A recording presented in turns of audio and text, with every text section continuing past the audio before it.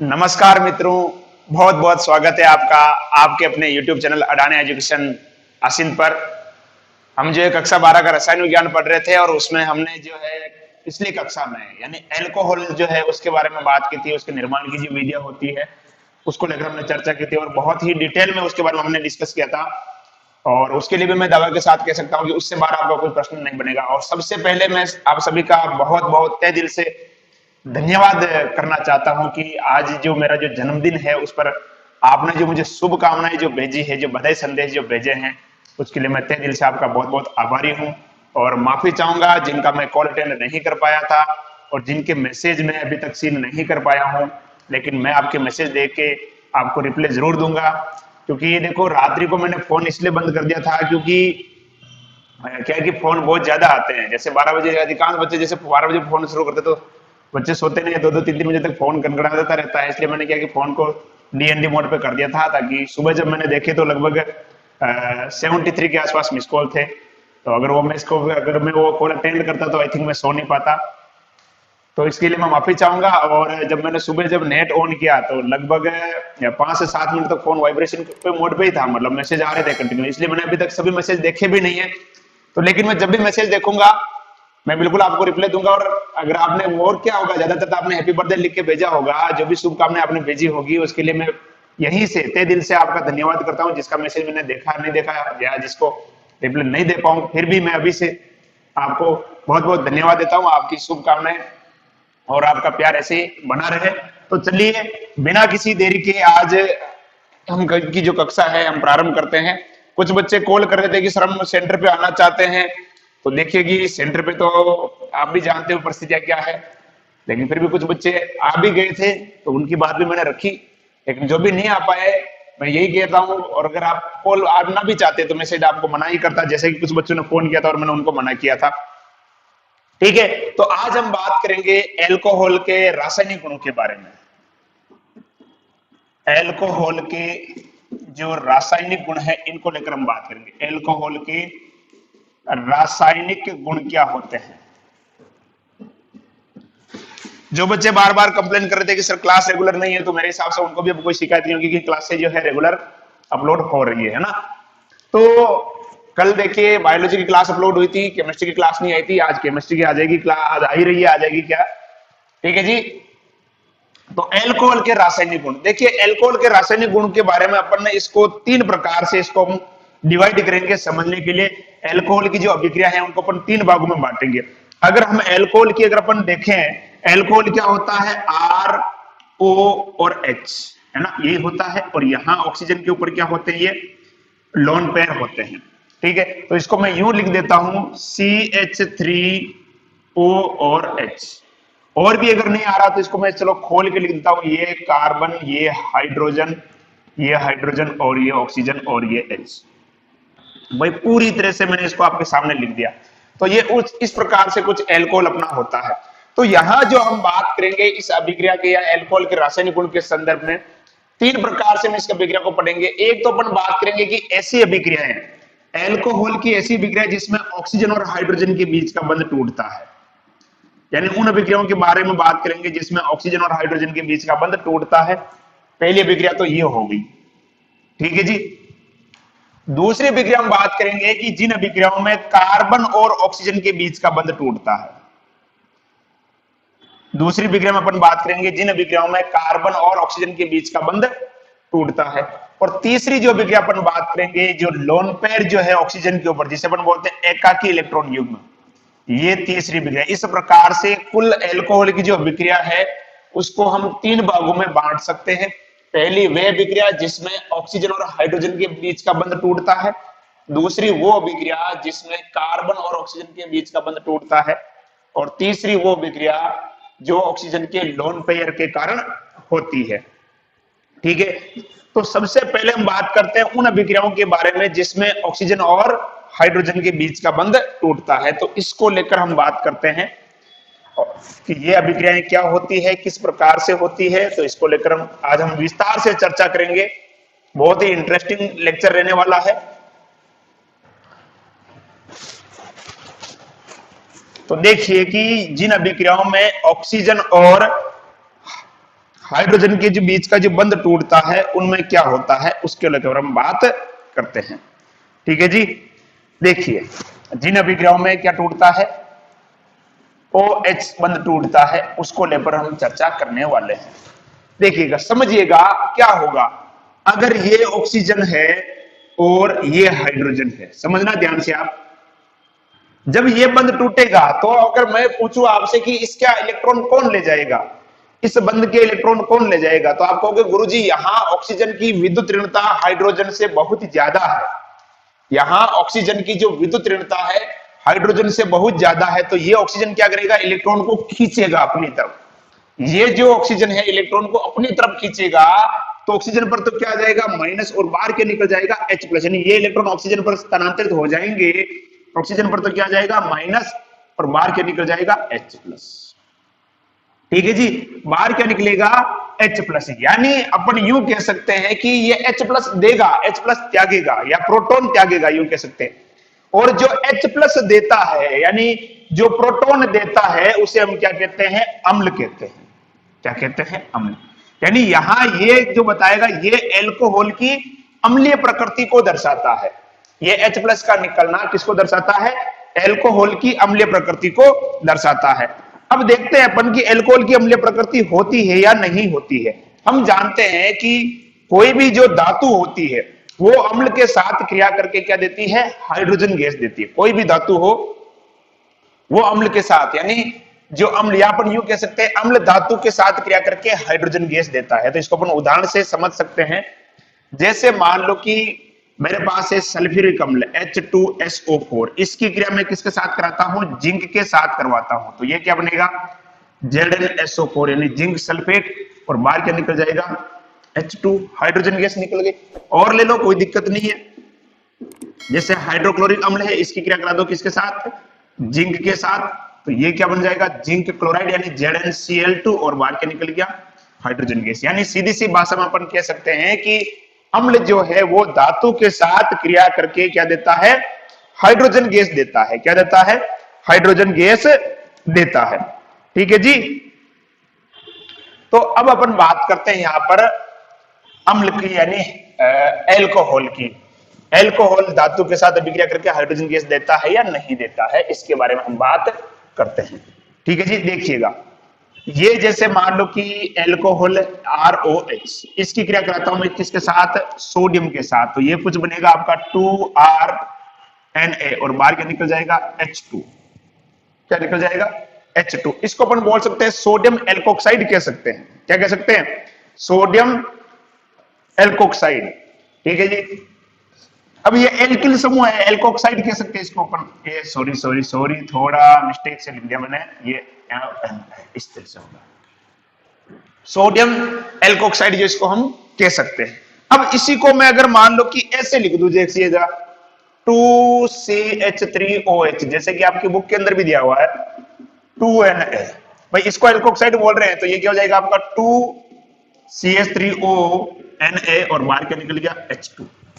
तो अगर अपन मैं बोल रहा हूं इसको सोडियम एल्कोक्साइड, तो ये एल्किल समूह, और कौन सा एल्किल, आप कहोगे सर मेथेन, तो इसको मैं क्या बोलूंगा, सोडियम मेथोक्साइड। क्या बोलूंगा, सोडियम मेथोक्साइड। मेथेन और ऑक्सीजन क्या हो जाएगा, सोडियम मेथोक्साइड।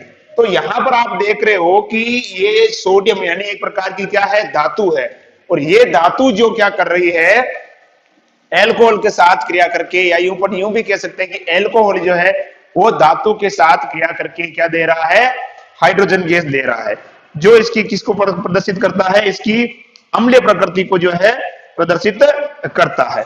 ठीक है जी।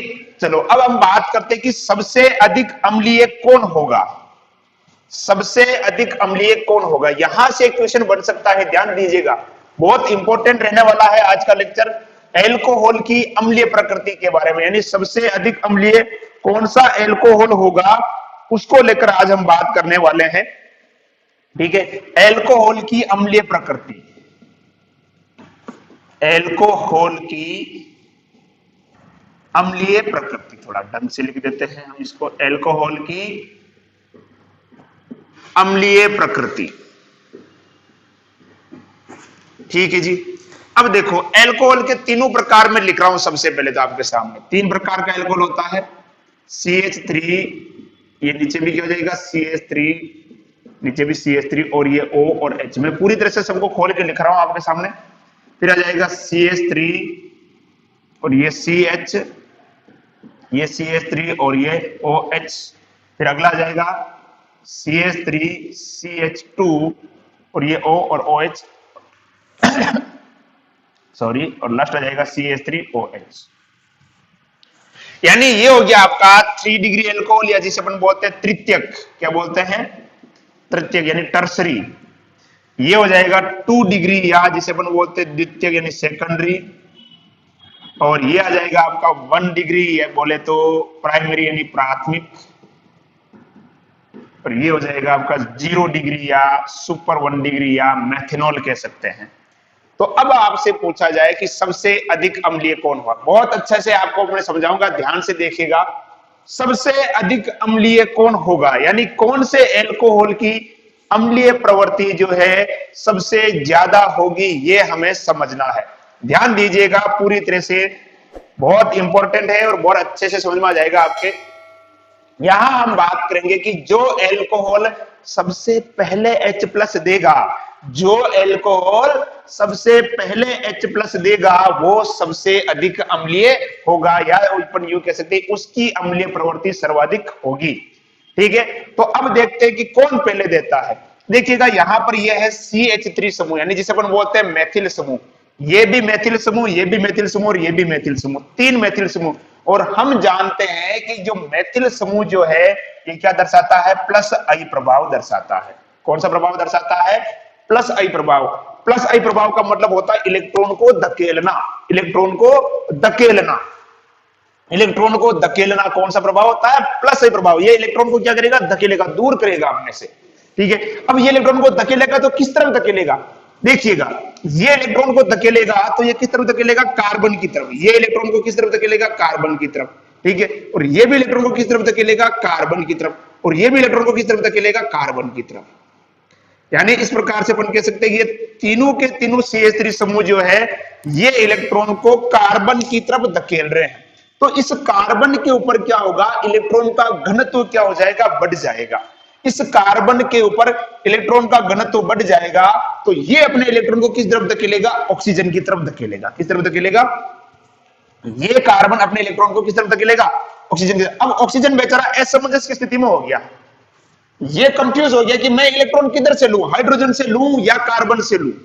ये विचार करेगा कि यार अगर कार्बन ऑलरेडी इलेक्ट्रॉन को अपनी तरफ धकेल रहा है, यानी ऑक्सीजन की तरफ धकेल रहा है, तो यहां पर क्या होगा कि ये बंध टूटने की बजाय, OH बंध टूटने की बजाय पहले कौन सा बंध टूटेगा? ये वाला बंध टूट जाएगा। क्यों टूटेगा? क्योंकि यहां पर क्या होगा कि ये जो 3 समूह है +I प्रभाव दर्शा रहे हैं, जो क्या करते हैं इस कार्बन के ऊपर इलेक्ट्रॉन का घनत्व बढ़ा देते हैं। इसलिए ये कार्बन अपने इलेक्ट्रॉन को ऑक्सीजन की तरफ धकेल देता है, जिसकी वजह से ये OH बंध टूटने के स्थान पर कौन सा बंध टूट जाता है? कार्बन ऑक्सीजन के बीच का बंध टूट जाता है। कौन सा बंध टूट जाता है? कार्बन ऑक्सीजन के बीच का बंध टूट जाता है। और यहां से बाहर क्या निकल जाता है? यहां से बाहर निकल जाता है OH- बाहर निकल जाता है। क्या निकल जाता है? OH-। हम बात कर रहे हैं इसकी अम्लीय प्रकृति के बारे में। और अम्ल कौन होते हैं? जो क्या देते हैं? H+ देते हैं। क्या देते हैं? H+। ये यहां से क्या निकाल रहा है? OH- निकाल रहा है। यानी ये तो अम्लीय नहीं होगा गुरुजी, ये अम्लीय नहीं होगा, क्योंकि ये OH- दे रहा है और अम्ल क्या देते हैं? H+ देते हैं। क्यों दे रहा है? क्योंकि यहां पर ये 3 जो CH3 समूह यानी मैथिल समूह दिखाई दे रहे हैं, ये कौन सा प्रभाव दर्शाते हैं? +I। और +I का मतलब क्या होता है? धनात्मक प्रेरणिक प्रभाव। और धनात्मक प्रेरणिक प्रभाव का मतलब क्या होता है कि ऐसे समूह जो इलेक्ट्रॉन को क्या करते हैं? धकेलते हैं। तो ये इलेक्ट्रॉन को इधर धकेलेगा, ये इधर धकेलेगा और ये इधर धकेलेगा। तो इस कार्बन के ऊपर इलेक्ट्रॉन का घनत्व बढ़ जाएगा और ये कार्बन अपने इलेक्ट्रॉन को किस तरफ धकेल देगा? ऑक्सीजन की तरफ धकेल देगा। ठीक है, तो यहां पर इस बंध की बजाय ये बंध टूट जाएगा, जिससे बाहर क्या निकलेगा? OH- निकल जाएगा। ठीक है जी, चलो, यानी यहां पर अपन यूं भी कह सकते हैं कि ये H+ आसानी से नहीं देगा। अगर देगा तो आसानी से नहीं देगा, बहुत मुश्किल से देगा, क्योंकि यहां ये बंध टूटने की संभावना ज्यादा है, इसकी टूटने की संभावना बहुत कम है, ये बंध टूटने की संभावना ज्यादा है। चलो आते हैं 2 डिग्री के ऊपर।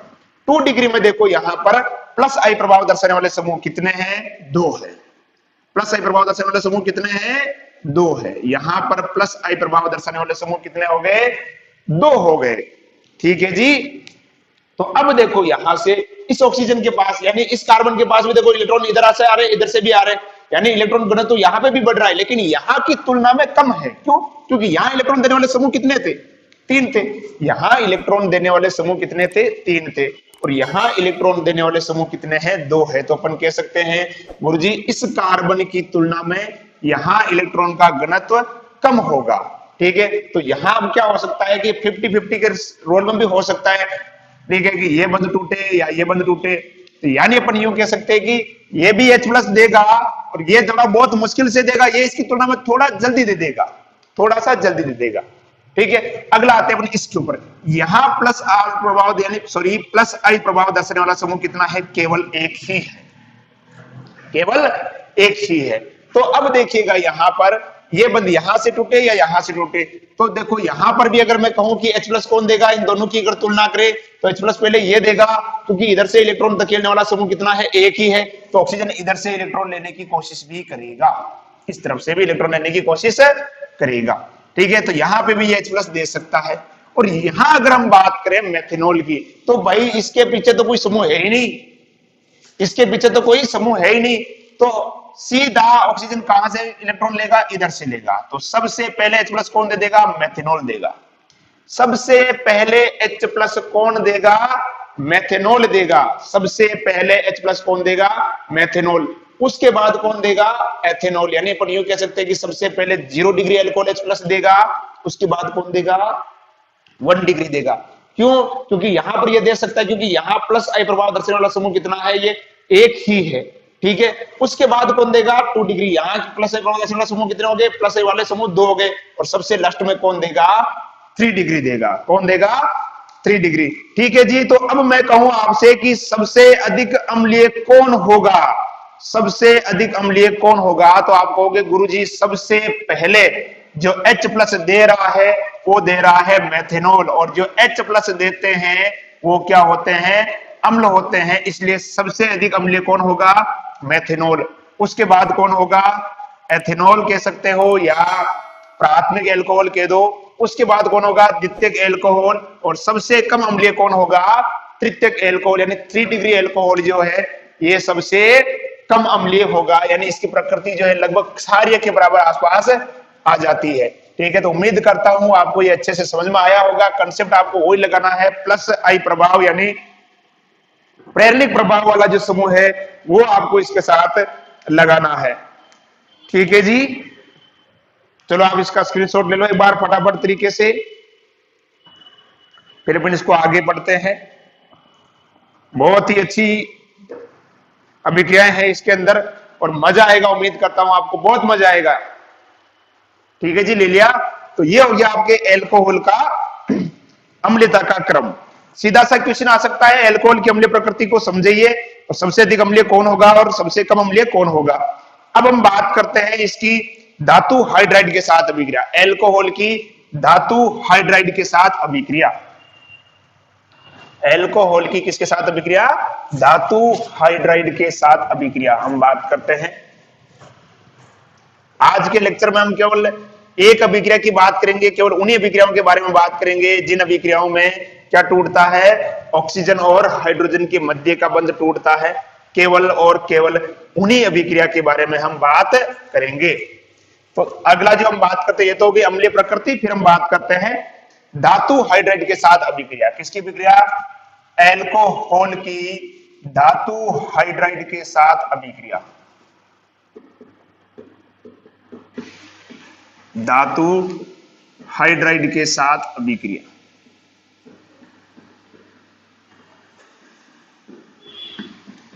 धातु हाइड्राइड के साथ अभिक्रिया। ठीक है जी। एल्कोहल की अभिक्रिया अपन करा रहे हैं किसके साथ? धातु हाइड्राइड के साथ। देखिएगा जैसे मैं ले रहा हूं एल्कोहल ROH और इसकी क्रिया करा रहा हूं मैं सोडियम हाइड्राइड NaH धातु हाइड्राइड के साथ अभिक्रिया। तो ये भी क्या देगा? हाइड्रोजन गैस मुक्त करेगा। यहां से निकलेगा H, यहां से निकलेगा H, तो क्या बन जाएगा? RONA प्लस H2, यानी एल्कोहल की क्रिया धातु हाइड्राइड के साथ करवाई जाती है तो क्या बनता है, धातु एल्कोक्साइड कह सकते हैं इसको अपन, यानी इसको अपन क्या बोलेंगे, सोडियम एल्कोक्साइड का निर्माण होता है। ठीक है जी, क्लियर। चलो अगली अपन बात करते हैं कि एल्कोहल की कार्बोक्सिलिक अम्ल के साथ अभिक्रिया, एल्कोहल की कार्बोक्सिलिक अम्ल के साथ अभिक्रिया अपन करवाते हैं।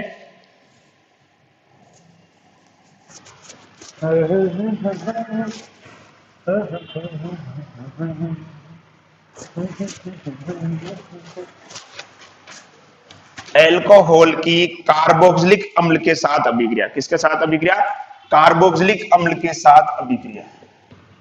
यह भी बहुत अच्छी रिएक्शन है, कार्बोक्सिलिक अम्ल के साथ अभिक्रिया, अम्ल के साथ अभिक्रिया, एल्कोहल की कार्बोक्सिलिक अम्ल के साथ अभिक्रिया अपन करवाते हैं। देखिएगा कार्बोक्सिलिक अम्ल क्या होता है, कार्बोक्सिलिक अम्ल होता है, देखिएगा R C double bond O और H। देखिएगा इस अभिक्रिया के अंदर क्या होता है, एस्टर का निर्माण होता है। किसका निर्माण होता है, एस्टर का, इसलिए इसको अपन एस्टरीकरण भी कह सकते हैं। क्या कह सकते हैं, एस्टरीकरण, क्योंकि एस्टर बनेगा, देखिएगा इसके अंदर भी।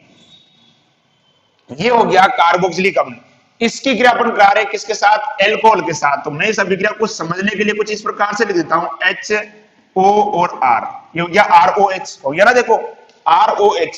तो यहां पर आप देख सकते हो कार्बोक्सिलिक अम्ल है और क्या है, एल्कोहल है। ठीक है जी। अब यहां पर क्या होगा, देखो इसको जैसे मैं देता हूं, ये R हो गया, इसको चलो R डैश दे दो ताकि ध्यान में रहेगा ना, R डैश दे दो, या फिर इसको ऐसे लिख दो R1 और R2 कर दो, बोले कैसे भी समझने के लिए। तो ये है आपका एल्कोहल ROH और ये है कार्बोक्सिलिक अम्ल। तो यहां से क्या होता है, देखो जल का अणु बाहर निकल जाता है, यानी अपन यूं कह सकते हैं कि निर्जलीकरण होगा। क्या होगा, निर्जलीकरण। अब जल का अणु बाहर निकलता है तो देखो एक अच्छे निर्जलीकारक के रूप में अगर अपन बात करें जल को बाहर निकालने के लिए, और जल को बाहर निकालने का जो काम करता है वो करता है सल्फ्यूरिक अम्ल। तो यहाँ पर अपन क्या बात करेंगे, कौन क्या लेंगे अपन, यहाँ पर सल्फ्यूरिक अम्ल लेंगे, सांद्र सल्फ्यूरिक अम्ल। देखिएगा अम्ल जो होते हैं, अम्ल क्या होते हैं, निर्जलीकारक होते हैं, यानी जब ये अम्ल हमारी त्वचा के संपर्क में आते हैं तो हमारी त्वचा से जल को क्या कर देते हैं, बाहर निकाल देते हैं। ठीक है, तो यहां पे भी देखो बाहर क्या निकल रहा है, H यानी H2 और O, यानी जल क्या हो रहा है, यहां पर बाहर निकल रहा है, जल क्या हो रहा है, यहां पर बाहर निकल रहा है। तो क्या बन जाएगा, यहां नीचे लिख रहा हूं मैं, यहां नीचे लिख रहा हूं मैं, क्या बनेगा, देखिएगा इधर R, फिर क्या हो जाएगा, ये C double bond O, R C double bond O, और इधर क्या बचा, फिर ये O, और फिर ये R, ये डैश, यानी RCOOR क्या होता है, एस्टर होता है। क्या होता है, एस्टर। और बाहर क्या निकला, जल। तो यहां नीचे लिख देता हूं माइनस H2O, यानी जल क्या हो रहा है, बाहर निकल रहा है। यहां अपन सांद्र सल्फ्यूरिक अम्ल का उपयोग क्यों कर रहे हैं, क्योंकि सल्फ्यूरिक अम्ल क्या होता है, एक निर्जलीकारक होता है। निर्जलीकारक उसे कहते हैं जो जल को क्या करता है, बाहर निकालता है। यानी यहां पर बने हुए जल को क्या करता है, ये सल्फ्यूरिक अम्ल क्या कर लेता है, अवशोषित कर लेता है। इसलिए जब भी कोई भी अम्ल हमारी त्वचा के संपर्क में आता है तो त्वचा में क्या हो जाते हैं, फपोले बन जाते हैं, फपोले बन जाते हैं, उनके अंदर क्या भर जाता है, पानी भर जाता है। आपने देखा होगा बरसात के समय में कुछ विशेष प्रकार के जो कीट आते हैं, तो वो कीट क्या करते हैं, हमारी त्वचा पर क्या करते हैं, मूत्र विसर्जन कर देते हैं। क्या कर देते हैं, मूत्र विसर्जन कर देते हैं। तो वहां पर क्या बन जाते हैं, आपके फपोले बन जाते हैं। क्या बन जाते हैं, फपोले बन जाते हैं। क्यों, क्योंकि उनके मूत्र में क्या होता है, अम्ल होता है, और वो अम्ल जब हमारी त्वचा के संपर्क में आता है तो क्या करता है, त्वचा का निर्जलीकरण कर देता है। त्वचा का क्या कर देता है, निर्जलीकरण कर देता है। ठीक है जी। तो इस प्रकार से ये कार्बोक्सिलिक अम्ल हो गया और ये एल्कोहल हो गया। क्या हो गया, एल्कोहल। तो इस प्रकार से अगर हम देखें तो क्या होता है, कार्बोक्सिलिक अम्ल और एल्कोहल की अभिक्रिया अपन कराएंगे तो यहां पर क्या होगा, निर्जलीकरण होगा, जल बाहर निकलेगा। ठीक है, और क्या होगा, एस्टर का निर्माण होगा। किसका निर्माण होगा, एस्टर का निर्माण होगा। इस अभिक्रिया को अपन दूसरे तरीके से भी लिख सकते हैं। देखिएगा इसमें अगर मैं कार्बन को लेके देखूं तो किस प्रकार से अभिक्रिया जो है होगी, वहां पर आपको और थोड़ा बेटर समझ में आएगा। फिर हम यहां पर इसका क्रम भी देखेंगे। चलिए यहां लिख रहा हूं मैं, देखिए CH3 C double bond O और OH, ये क्या हो गया आपका कार्बोक्सिलिक अम्ल। और मैं ले रहा हूं इधर एल्कोहल, एल्कोहल में लेता हूं मैं, जैसे एथेनॉल ले लेता हूं C2H5, तो यहां से क्या निकल जाएगा, ये जल बाहर निकल जाएगा। देखिए ये जल क्या हो गया, बाहर निकल गया। और क्या बनेगा इधर देखिएगा, ये हो जाएगा आपका CH3 C double bond O, और ये इधर क्या हो गया, ये O, और क्या हो गया ये C2H5, और बाहर क्या निकल जाएगा, यहां मैं लिखता हूं -H2O, बाहर क्या निकल जाएगा -H2O। किसकी उपस्थिति में होती है अभिक्रिया, ये अम्ल की उपस्थिति में, तो मैं ऊपर क्या लिखता हूं H+ लिख देता हूं। ठीक है जी। तो इस प्रकार से ये आपका क्या बन गया, एथिल एसीटेट कह सकते हैं। इसका नाम क्या होता है, एथिल एसीटेट। क्या होता है, एथिल एसीटेट। ये एथिल समूह है और ये पूरा क्या कहलाएगा, एसीटेट समूह कहलाता है ना। CH3CO माइनस, CH3CO माइनस को अपन क्या बोलते हैं, एसीटेट कहते हैं। क्या कहते हैं, एसीटेट। तो ये देखो अपन कार्बोक्सिलिक अम्ल की क्रिया जब अल्कोहल के साथ करवाते हैं तो एस्टर का निर्माण होता है। किसका निर्माण होता है, एस्टर का निर्माण होता है। अब अपन बात करते हैं भाई, सबसे पहले यहां पर जो अभिक्रिया है वो कौन देगा। ठीक है, एल्कोहल अगर अपन देखेंगे कि कौन सा एल्कोहल सबसे आसानी से अभिक्रिया देगा, और फिर अपन बात करेंगे कि एसिटिक अम्ल में कौन सबसे पहले अभिक्रिया देगा, उसको लेकर हम बात करते हैं। देखिएगा इस बार इसको मैं मिटा देता हूं, फिर अपन उसकी चर्चा करते हैं। पहले हम एल्कोहल की लेते हैं कि सबसे पहले कौन सा एल्कोहल ये अभिक्रिया देगा, सबसे पहले कौन सा एल्कोहल ये अभिक्रिया देगा।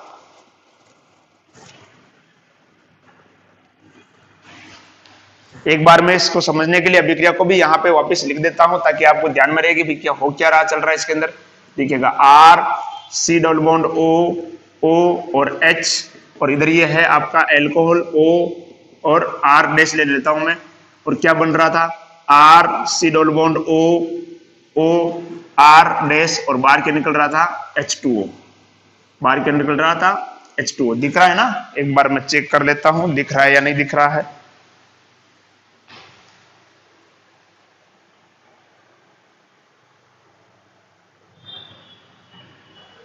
चलो अब दिखिए ये, ठीक है ना। अब अपन इसमें बात करते, देखो क्या होता है।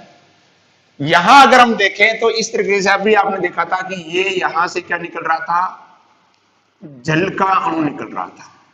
यानी अपन यूं कह सकते हैं कि जो कार्बोक्सिलिक अम्ल है वहां से तो क्या निकल रहा है, OH माइनस निकल रहा है। क्या निकल रहा है, OH माइनस निकल रहा है। और जो एल्कोहल है वहां से क्या निकल रहा है, H+ निकल रहा है। एल्कोहल से क्या निकल रहा है, H+ निकल रहा है। इसका मतलब ये हुआ कि जो एल्कोहल जितनी आसानी से H+ देगा वो इसके साथ उतनी भी आसानी से अभिक्रिया दर्शाएगा, है ना। जो एल्कोहल जितनी आसानी से अभिक्रिया देगा वो उतना ही आसानी से क्या दर्शाएगा, इसके साथ अभिक्रिया दर्शाएगा। तो अपन जानते हैं सबसे आसानी से अभिक्रिया कौन देता है, सबसे आसानी से सबसे आसानी से H+ कौन देता है। तो अभी जस्ट हमने बात की थी, सबसे आसानी से जो H+ देता है कौन देता है, मेथिनॉल देता है। तो इसके साथ सबसे पहले अभिक्रिया कौन दर्शाएगा, मेथिनॉल दर्शाएगा। उसके बाद कौन देता है, उसके बाद देता है 1 डिग्री एल्कोहल। कौन देता है, 1 डिग्री एल्कोहल के बाद उसके बाद कौन देता है, उसके बाद देता है आप कहोगे सर 2 डिग्री एल्कोहल आसानी से H+ देता है। और सबसे धीरे H+ कौन देता है, सबसे कम H+ कौन देता है, सबसे कम H+ देता है 3 डिग्री एल्कोहल। तो ये एल्कोहल के साथ कार्बोक्सिलिक अम्ल के साथ जो है अभिक्रिया देने का क्रम हो जाएगा एल्कोहल का। सबसे पहले जो H+ देता है वो कौन देता है, मेथिनॉल देता है। इसलिए क्या हो जाएगा, सबसे पहले मेथिनॉल की क्रियाशीलता जो है वो कार्बोक्सिलिक अम्ल के साथ सबसे ज्यादा होगी, उसके बाद एथेनॉल, फिर 2 डिग्री एल्कोहल, और उसके बाद आ जाएगा 3 डिग्री एल्कोहल।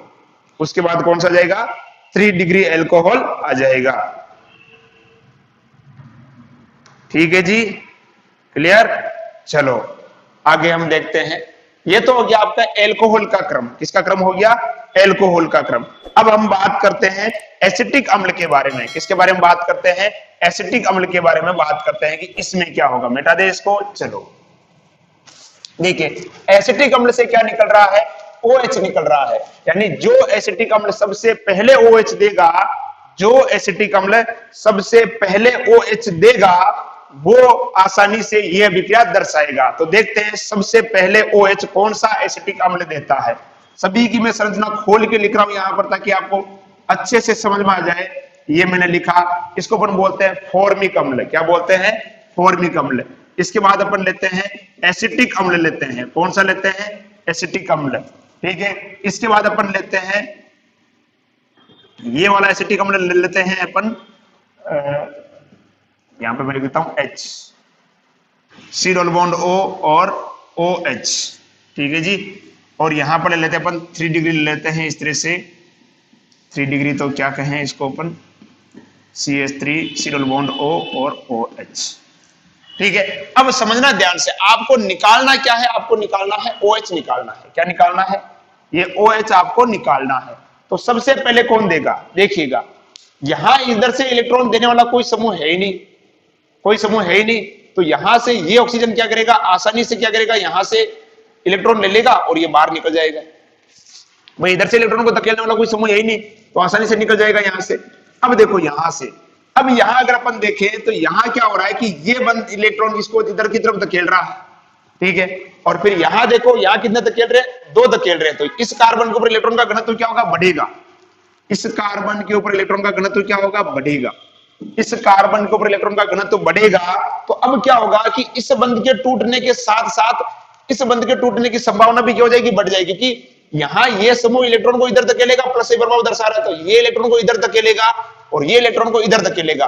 तो इस कार्बन पर इलेक्ट्रॉन का घनत्व बढ़ेगा, तो ये इलेक्ट्रॉन को क्या कर देगा? ये क्या करेगा? ये कार्बन इलेक्ट्रॉन को इस कार्बन की तरफ धकेल देगा। ये इलेक्ट्रॉन को इस कार्बन की तरफ धकेल देगा, तो यहां पर इस बंध के टूटने की संभावना भी क्या हो जाएगी?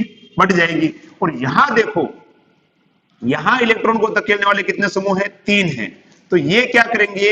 इस कार्बन के ऊपर इलेक्ट्रॉन का घनत्व बहुत अधिक बढ़ा देंगे। इस कार्बन के ऊपर इलेक्ट्रॉन का घनत्व बहुत अधिक बढ़ा देंगे, तो ये कार्बन क्या करेगा? अपने इलेक्ट्रॉन को इस कार्बन की तरफ धकेल देगा। ठीक है, तो यहां ये बंध टूटने की बजाय कौन सा बंध टूट जाएगा? ये बंध टूट जाएगा। कौन सा बंध टूट जाएगा? ये वाला। जबकि अपने को तोड़ना कौन सा है? अपने को तोड़ना तो ये है, अपने को ये थोड़ी तोड़ना है। ठीक है जी, तो इसका मतलब ये तो सबसे लास्ट में टूटेगा, इसकी तो बहुत कम चांस है। इसके बाद अपन कहेंगे कि ये वाला टूटेगा, फिर ये, और सबसे आसानी से ये बंध टूट जाएगा। सॉरी, मैंने उल्टा लिख दिया। सबसे लास्ट में ये बंध टूटेगा, तो इसकी क्रियाशीलता सबसे कम होगी।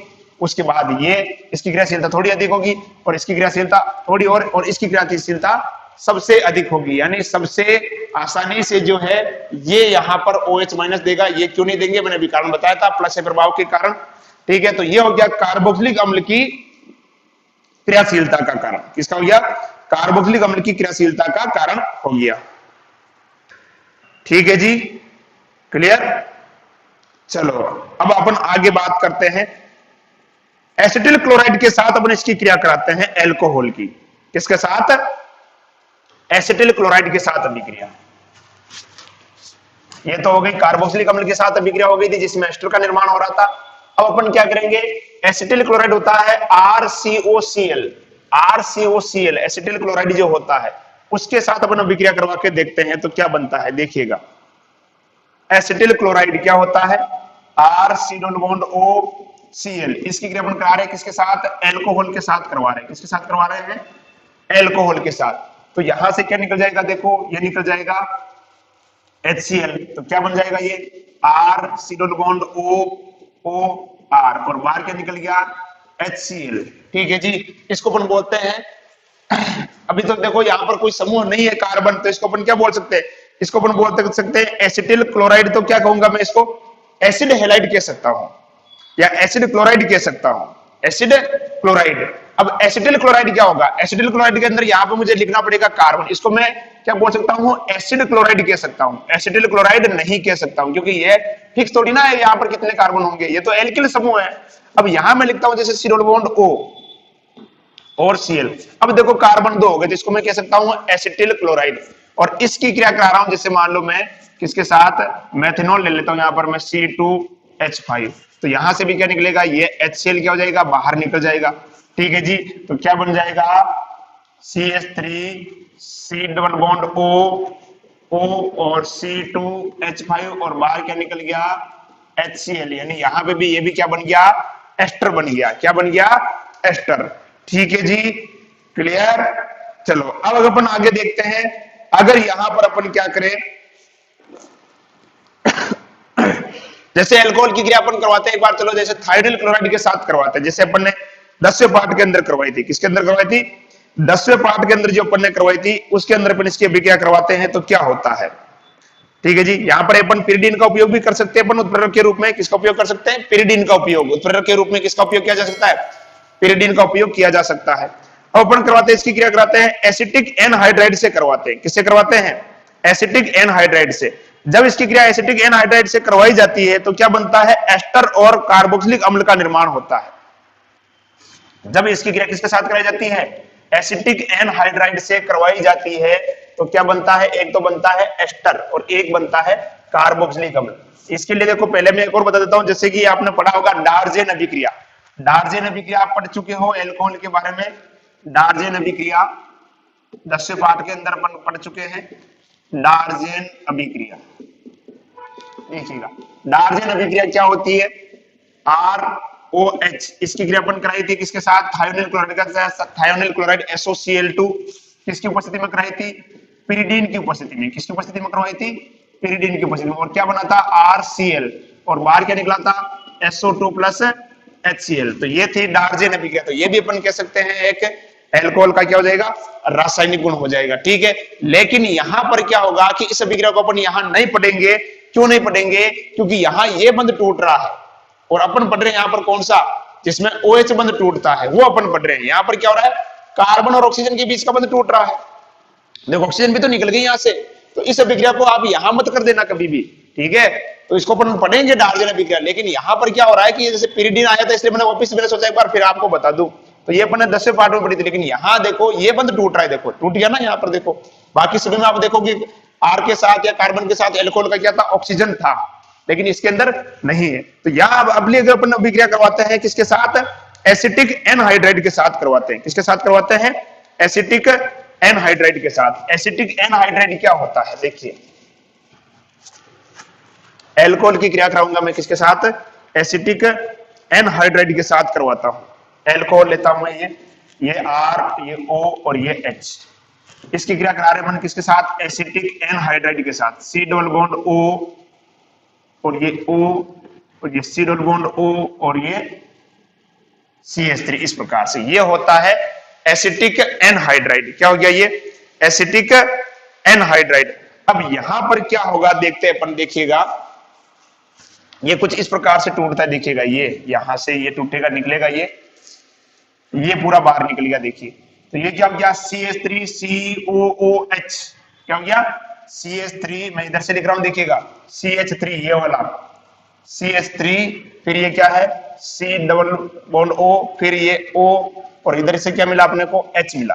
ठीक है जी, और इधर से क्या बचा? देखिएगा नीचे लिख रहा हूं मैं यहाँ पे। अब नीचे ये R और क्या है? ये O और इधर क्या देखो? C डबल बॉन्ड O और ये क्या है? CH3। तो ये तो क्या हो गया आपका? देखो कार्बोक्सिलिक अम्ल CH3COOH कार्बोक्सिलिक अम्ल, और ये हो जाएगा RCOOR या CH3COOR, यानी ये क्या हो जाएगा? एस्टर। क्या हो जाएगा? एस्टर। तो इस प्रकार से अपन कह सकते हैं जब एल्कोहल की क्रिया एनहाइड्राइड के साथ करवाई जाती है तो कार्बोक्सिलिक अम्ल और एस्टर का निर्माण होता है। किसका निर्माण होता है? कार्बोक्सिलिक अम्ल और एस्टर का निर्माण होता है। ठीक है जी, अब हम आगे बात करते हैं। अगर हम इसकी अभिक्रिया किसके साथ करवाएं? ग्रिग्नार्ड अभिकर्मक के साथ करवाएं। किसके साथ करवाएं? ग्रिग्नार्ड अभिकर्मक के साथ। तो किसका निर्माण होता है? एल्केन का निर्माण होता है। किसका निर्माण होता है?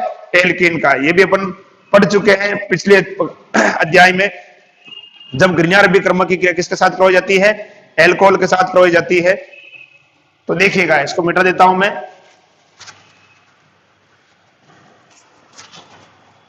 ग्रिग्नार्ड अभिकर्मक की क्रिया किसके साथ करवाएंगे अपन? एल्कोहल के साथ करवाएंगे। किसके साथ करवाएंगे? एल्कोहल के साथ। ग्रिग्नार्ड अभिकर्मक की क्रिया एल्कोहल के साथ करवाई जाती है तो क्या होता है? देखिएगा ये R और मैंने लेता हूं इसको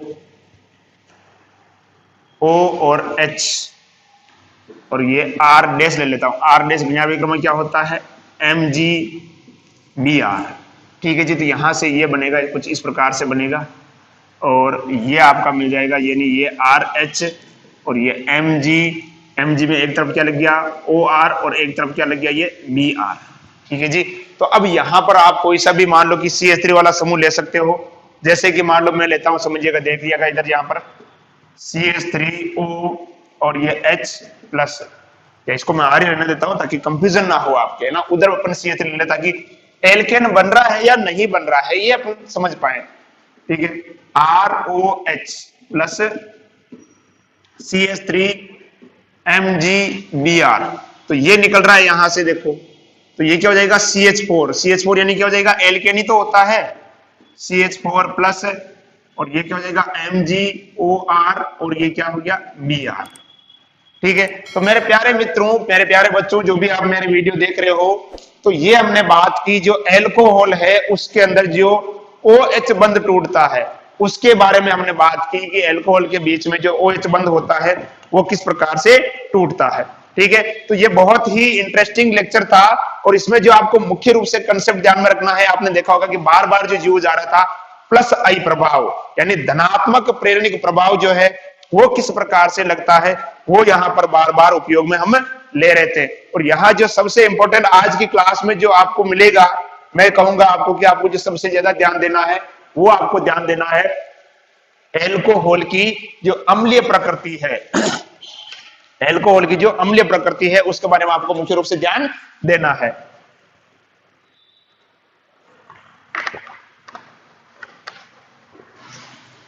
ठीक है जी, तो अब अपन नेक्स्ट क्लास में हम बात करेंगे किसके बारे में, यानी जब ऐसी विक्रिया जिसके अंदर कौन सा बंध टूटता है, R और ये O और ये H, यानी ये बंध टूटता है, या अपन यूं लिख सकते हैं CO और H, यानी ऐसी विक्रिया जिसके अंदर कार्बन और ऑक्सीजन का बंध टूटता है, उन विक्रियाओं के बारे में बात करेंगे। आज हमने बात की कि इसमें जिन विक्रियाओं में कौन सा बंध टूटता है, जिन विक्रियाओं में ऑक्सीजन और हाइड्रोजन के बीच का बंध टूटता है। आपने देखा होगा सबके अंदर देखो यही हो रहा है, जितनी भी विक्रिया आपने देखी आज सबके अंदर यही हो रहा था, कार्बन और ऑक्सीजन और हाइड्रोजन के बीच का बंध टूट रहा था। ठीक है जी, तो उम्मीद करता हूं ये लेक्चर आपने एंजॉय किया होगा, बहुत ही इजी है। फिर भी अगर आपके किसी प्रकार की कोई भी समस्या है, कुछ भी या कुछ आपको इसमें समझ में नहीं आया हो, तो आप बिल्कुल कमेंट करके मुझे बताइए, मैसेज करके आप बताइए। कोई भी आपकी समस्या हो आप पूछिए, देखो पूछना तो आपको पड़ेगा, हम कोई अंतर्यामी तो है नहीं जो ये चीज बता सके भी क्या हो रहा है, या आपके समझ में आ रहा है या नहीं आ रहा है। ठीक है, रही बात नोट्स की, तो जैसे कि मैं बार बार हर वीडियो में कहता हूं, और नीचे आपको देखो पट्टी भी एक दिखाई दे रही होगी जिस पर साफ साफ लिखा हुआ है कि अगर आपको PDF नोट्स चाहिए तो आप टेलीग्राम पर जाकर अडानी एजुकेशन नाम का चैनल आप सर्च कीजिए और चैनल को ज्वाइन कीजिए। वहां पर आपको सभी प्रकार के नोट्स बिल्कुल फ्री ऑफ कॉस्ट, किसी प्रकार का कोई चार्ज नहीं है, बिल्कुल सारे के सारे नोट्स बिल्कुल फ्री में आपको अवेलेबल हो जाएंगे। ठीक है, तो उम्मीद करता हूं आपकी पढ़ाई जो है अच्छी चल रही होगी। एक बार पुनः आपका बहुत बहुत धन्यवाद, आपने जो मुझे जो प्यार दिया है, जो बधाइयां मुझे भेजी है, उसके लिए मैं तहे दिल से आपका शुक्रगुजार हूं, और उम्मीद करता हूं कि इसी प्रकार से आपका प्यार जो है बना रहेगा, और इसी प्रकार से हम आपकी कोशिश या आपकी जो तैयारी है उसको हम करवाते रहेंगे। अब जो हमने एक विचार और बनाया है, अगर आपके कोई भी जो बड़े भाई बहन है या अंकल है, जो भी है आपके रिलेशन में बड़े, जो रीट की तैयारी के इच्छुक है, तो हमने क्या है कि एक विचार बनाया कि हम धीरे धीरे हम जो है जितना हमसे हो सकता है, मैं ये नहीं कहूंगा कि आप हमारे भरोसे बैठे रहो, ठीक है, मैं ये कह के आपको मिसगाइड नहीं करना चाहता कि आप हमारे भरोसे ही बैठे रहो। देखो जितना हमसे होगा हम करेंगे, और जो भी करेंगे बिल्कुल निःशुल्क करेंगे, किसी प्रकार का कोई चार्ज जो है हम नहीं लेंगे। ठीक है, तो जो भी जितना हमसे होगा कि हमने कोशिश की, चलो जैसे मैं साइंस का हूं, तो जैसे मेरे जो ऑफलाइन बैच होते हैं, ऑफलाइन बैच के अंदर जैसे मैं साइंस पढ़ाता हूँ रीट वालों को, तो मेरी कोशिश है कि कम से कम साइंस के कुछ अच्छे वीडियो जो यहाँ पर मैं रीट वालों के लिए भी अवेलेबल कराऊं, ताकि साइंस के जो स्टूडेंट हैं उनको इसका लाभ मिल सके। तो आप कि जो भी मिलने वाले उनको आप मोटिवेट कीजिए, मोटिवेट तो क्या, उनको समझाइए कि यहाँ आपको मिल सकता है, अगर आप खर्चा या पैसे खर्च नहीं कर सकते हो। वैसे बहुत सारे देखो ऑनलाइन कोर्सेज बेच रहे हैं, बहुत से नाम मात्र की रेट में, लेकिन मैं यही कहूंगा कि मोबाइल से जितना अपन थोड़ा दूर रहे, इतना भी नहीं कि आप मतलब 6-6, 7-7 घंटे अगर आप कोई ऑनलाइन क्लास चल रही है और वो किसी ने कोर्स बेटा आप उसको मतलब कंटिन्यू 6-6, 7-7 घंटे अगर आप उसको देख रहे हो, तो देखो एक तो इंटरनेट चल रहा होगा तो रेडिएशन भी आएगी, रेडिएशन आएगी तो आपकी आंखें कितनी खराब हो जाएगी। ठीक है ना, तो ये रिसर्च भी बताती है कि व्यक्ति अगर ज्यादा समय अगर मोबाइल के साथ गुजारता है, जैसे थोड़े दिन पहले अखबार में आया भी था कि मतलब बच्चे ज्यादा समय ऑनलाइन क्लासों के साथ गुजार रहे हैं, तो क्या हो रहा है, उनकी सुनने की क्षमता, आंखों की रोशनी क्या हो गई, कम हो गई। तो आप सोच रहे कि सर आप खुद ऑनलाइन क्लास में ऐसी बात कह रहे हो, तो देखो तो हम तो क्या कि कंटिन्यू नहीं डालते, हम कंटिन्यू नहीं डालते और हमारा वीडियो गायब भी नहीं होता है। मैं बात कर रहा हूँ कि जो ऐसे जो पेड कोर्स है, जहाँ ऐप के अंदर जो क्लासें मिलती है वो एक बार लाइव चलने के बाद खत्म हो जाती है। हमारा तो वीडियो पड़ा है, आप चाहे 10 मिनट देखने के बाद, फिर 10 मिनट बाद या 1 घंटे बाद कभी भी देख सकते हो। तो यहाँ ऐसे कोई समस्या नहीं है कि वीडियो पड़ा है, ठीक है, आप जितनी चाहे मर्जी बार 10 बार देखो, चाहे 100 बार देखो, आपकी मर्जी है, तो इसमें कोई समस्या नहीं है। ठीक है, तो मैं आपका ज्यादा समय नहीं लूंगा, आज की कक्षा में यहीं पर समाप्त करूंगा। ठीक है जी, पढ़ाई करते रहिए, सुरक्षित रहिए, धन्यवाद।